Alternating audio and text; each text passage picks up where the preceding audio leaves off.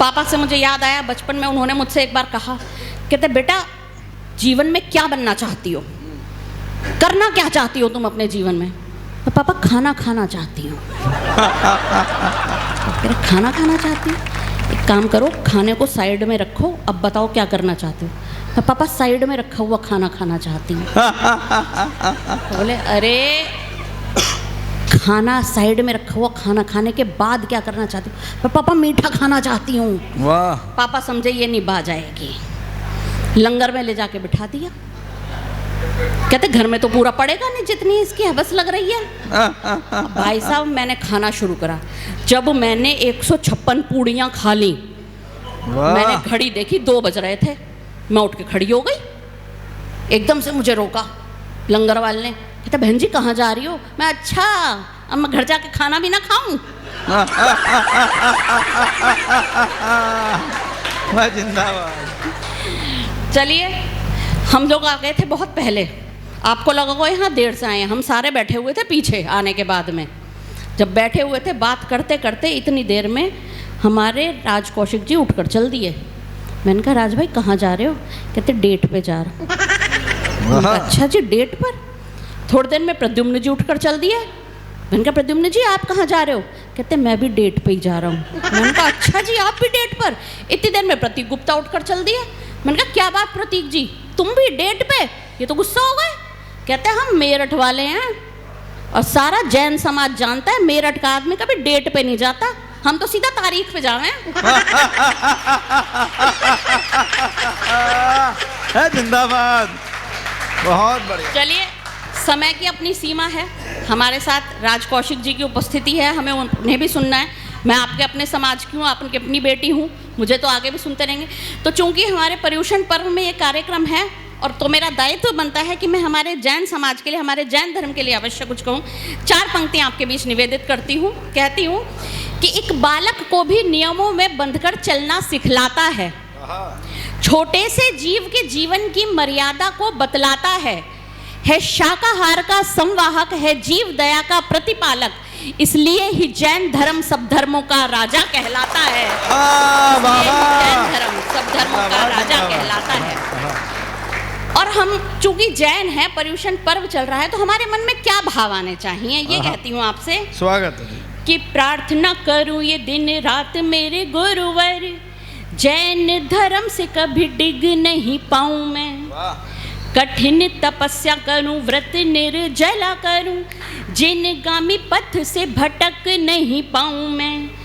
10 लक्षणी के धर्म मानूं पूरे मन से, 10 दिन विधि में अटक नहीं पाऊं मैं। और वीरगामी पथ पे चलूं मैं आंखें मूंद कर, पथरीली राह से रपट नहीं पाऊं मैं। पथरीली राह से रपट नहीं पाऊं मैं। और अब 4 दिन बाद हमारा सबसे बड़ा पर्व क्षमावाणी पर्व आएगा। वो पर्व जिसका इंतज़ार हर एक जैन पूरे वर्ष करता है, क्योंकि ये वो दिन होता है जब हम अपने मन वचन काया से सारे द्वेष भाव को हटा करके एक दूसरे से क्षमा याचना करते हैं। हम जितने भी लोगों से मिलते हैं सबसे कहते हैं सबको क्षमा सबसे क्षमा, लेकिन ईमानदारी से बताइएगा कितने लोग ऐसे हैं जो जिस व्यक्ति से हमारा द्वेष चल रहा है उससे क्षमा भाव रखते हैं?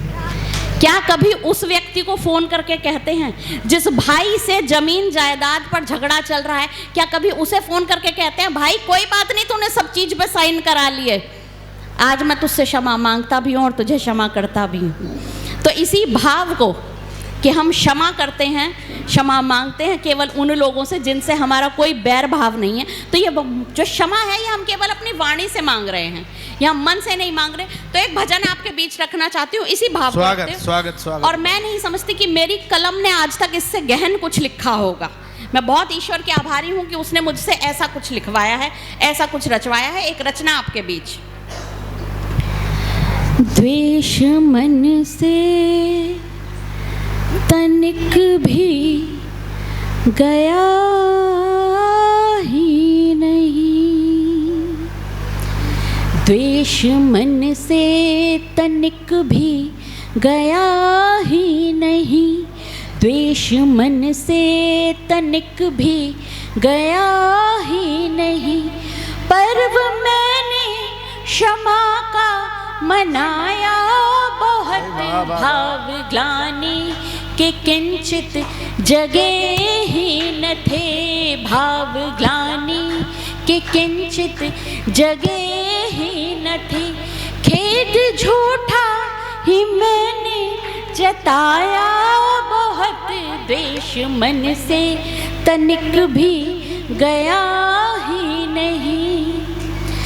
आपकी गलतियों को भुलाया नहीं। सबको क्या लगता है, मैं सही और सिर्फ मैं ही सही।